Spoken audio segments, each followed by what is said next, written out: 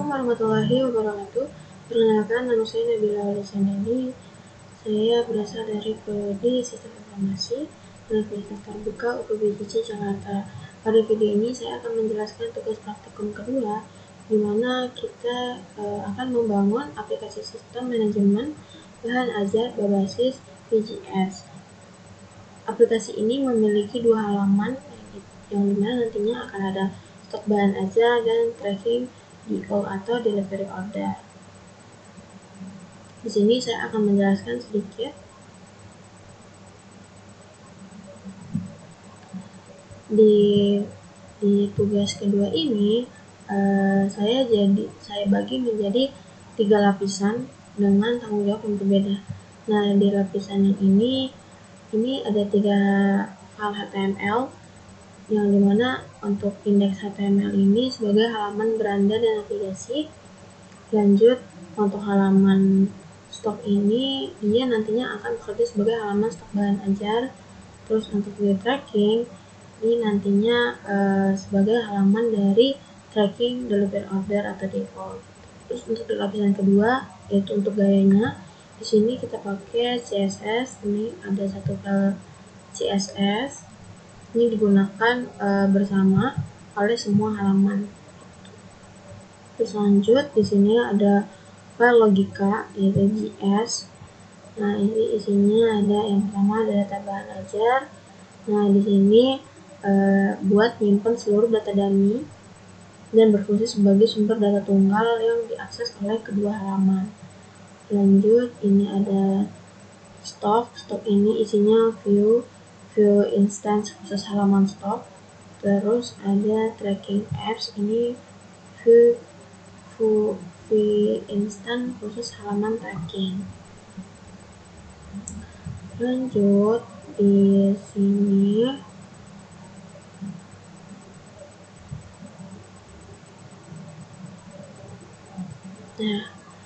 di view ini, setiap view instance ini memiliki struktur yang konsisten. Nah, ini ada L, ini untuk mengikat ke elemen HTML-nya. Terus di sini juga ada data, ini buat menyimpan state reaktif. Terus juga ada compute. Nah, compute ini buat properti turunan yang di cache. Terus juga ada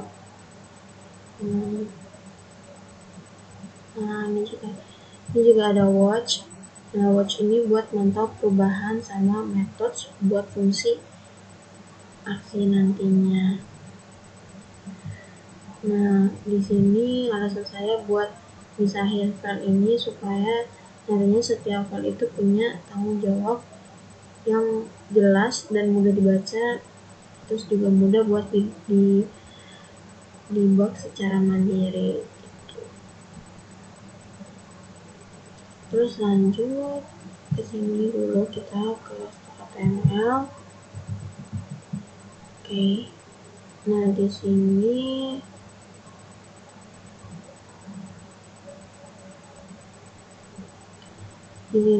untuk penggunaan conditional directive-nya, ini ada visualnya ini saya gunain buat elemen yang sering muncul dan hilang gitu, kayak kotak alat notifikasi itu. Terus elemen jadi elemennya tetap ada di DOM, cuma di display CSS-nya nanti itu bisa diubah jadi none. Terus lanjut, nah ini yang if filter UBJJ ini yang membungkus filter kategori. If ini saya gunain buat filter kategori yang bersifat dependent. Filter kategori ini hanya muncul di DOM jika pengguna sudah memiliki UT daerah terlebih dahulu. Terus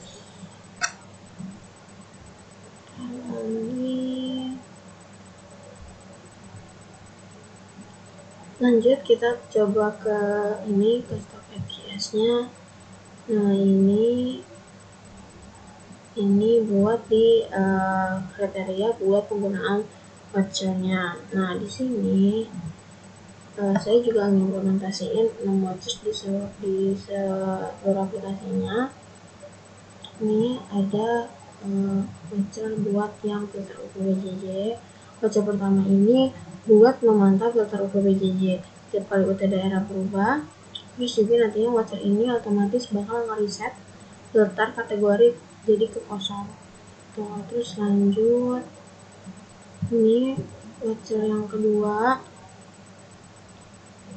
Di voucher kedua ini buat mantau array stock dengan opsi deep through. Deep voucher ini diperlukan karena stok adalah array of object. Tanpa deep view tidak mendeteksi perubahan pada properti di dalam objek. Terus lanjut, ini yang ketiga dan keempat ini buat mantau filter reorder dan filter kosong tidak aktif bersamaan karena bakal saling tumpang tindih gitu. Terus yang terakhir tuh ada di tracking apps ini. Nah di sini yang show modal di tracking. Jadi watcher show modal itu bakal ngereset form secara otomatis setiap kali modal ditutup. Ini buat mencegah data lama yang sisa buat sesi input berikutnya. Lanjut, di sini kita bakal coba buat ke demo webnya. Kita buka. Nah, ini tampilan beranda yang saya buat. Kenapa saya milih temanya dark mode? Karena lebih nyaman buat penggunaan lama, terus juga terlihat lebih profesional. Warna aksen biru ini saya gunain konsisten buat elemen interaktif agar pengguna mudah mengenali area yang bisa diklik. Nah ini yang tampilan warna biru ini. Nah terus lanjut di sini untuk page statusnya nih kita coba buka untuk bahan ajar. Nah di sini saya gunain simetrik standar aja sih warnanya. Ini buat yang hijau ini buat tanda kalau misalnya stoknya itu aman. Terus lanjut di sini itu ada oranye, ini buat stoknya yang kayak buat peringatan kalau misalnya emang udah menipis gitu. Terus ini merah ini buat bahaya kalau ternyata emang udah habis gitu. Ini kita kasih emoji sedikit biar kelihatan gitu. Terus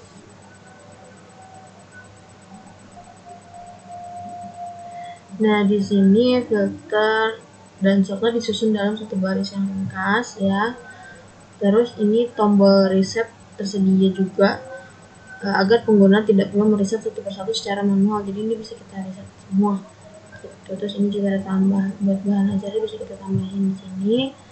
Ini ada kode mata kuliah, ini ada pilihan kategorinya, ada dari mata kuliah wajib, pilihan praktikum.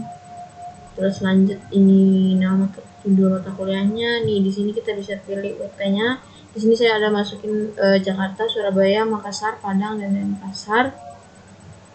Ini lokasi raknya. Di sini kita masukin harga, terus ini masukin stok kuantitinya, ini safety stoknya berapa. Nah ini nanti di sini tinggal kita simpan.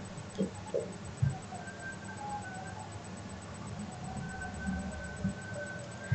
Terus lanjut di sini.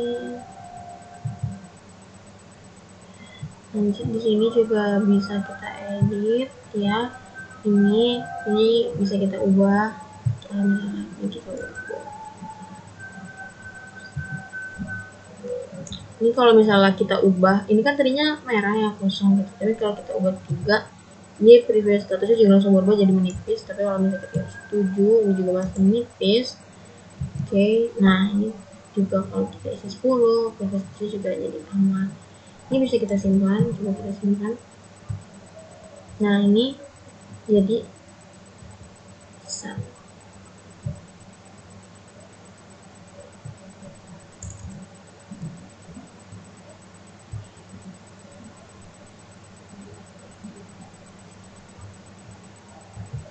Lanjut di sini juga bisa kita edit. Ini bisa kita edit jumlah stok sama safety stoknya, semuanya pokoknya bisa kita edit. Kalau kita ganti jumlah stepnya jadi 4, tetap bisa ya,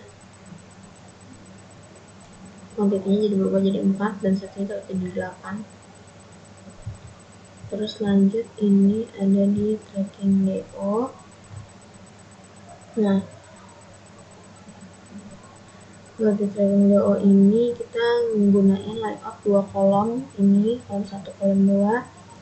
Ini daftar DO di kiri, nah terus ini detailnya di kanan gitu. Jadi ini kan yang, nah nih biar penggunanya itu bisa ngelihat semua DO sekaligus gitu, sambil baca detail gitu yang dipilih. Jadi kalau misalnya dia ngeklik ini langsung keluar gitu detailnya, jadi nggak perlu satu-satu buka tab yang beda, ini udah jadi langsung jadi satu. Terus juga ini, nah di sini, terus di sini ada timeline perjalanannya. Di sini juga ada, ini kita gunain titik warna buat bedain posisi terkini sama riwayat sebelumnya gitu, buat beri gambaran visual yang intuitif. Nah ini yang di awal ini warna biru untuk paket diterima, terus sampai akhirnya paket telah diterima itu titiknya berubah jadi hijau. Lanjut,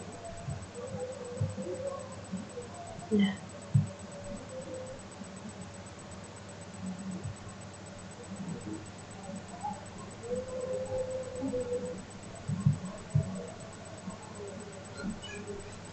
di sini juga kita bisa tambahin buat DO baru.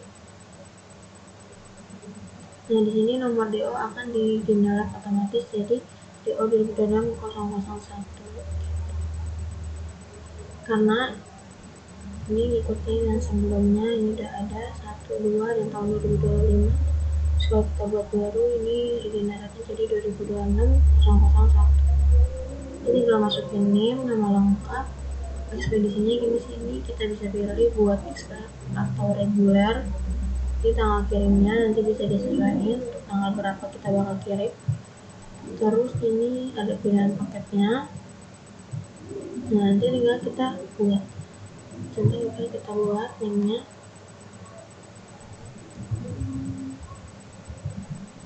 di sini namanya kita pakai nama saya, ekspedisinya saya pakai yang express. Nah ini bakal saya kirim di hari Senin tanggal 25.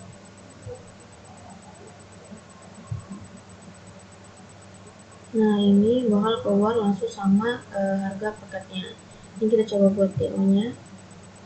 Nah DO ini berhasil, dan ini menjadi tulisan tuh jadi menunggu di pick up. Ini DO dibuat menunggu proses pengiriman. Oke, sekian untuk tugas praktikum yang kedua ini. Mohon maaf jika banyak kesalahan atau kekurangan. Saya akhiri. Wassalamualaikum warahmatullahi wabarakatuh.